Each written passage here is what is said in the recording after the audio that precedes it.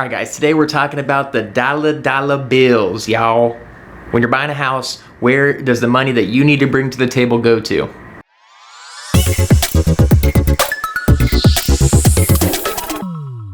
All right, so you've got two things, right? You've got your down payment and you've got your closing costs, okay? So when you buy a house, you're gonna need X amount of money. Let's say you need $20,000 to buy a house. Well, where does that money go to?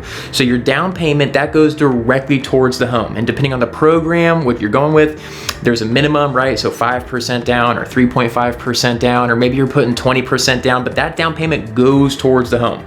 Now, on the other side, you've got closing costs. Those are typically 3% of the purchase price, and those go to pay everybody at the closing table. So the title company, taxes for the government, appraiser, insurance, everybody on the transaction, those are in the closing costs. So those are the two different avenues that you have. Now, the down payment, that has to come from you, or it has to come as a gift from a family member or a friend. Now, the closing costs, again, those are your responsibility, but you can negotiate to have the sellers cover those for you or cover a portion of them for you. Now, here's the thing. If you're asking the seller in your offer to cover some closing costs for you, keep in mind a couple things.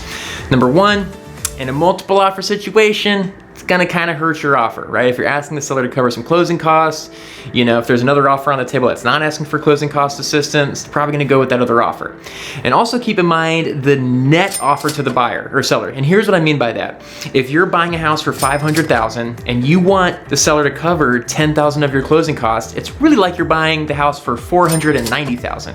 Okay, so if a house is listed for $500 and you're like, hey, we don't want to offer $500, let's offer them less. Let's offer them $490, right? That's kind of the same offer as saying, hey, we're gonna offer you $500, but cover $10,000 of our closing costs. So keep that in mind, keep the net offer to the seller cognizant when you're structuring your offers. And yeah, if you have any questions, let me know.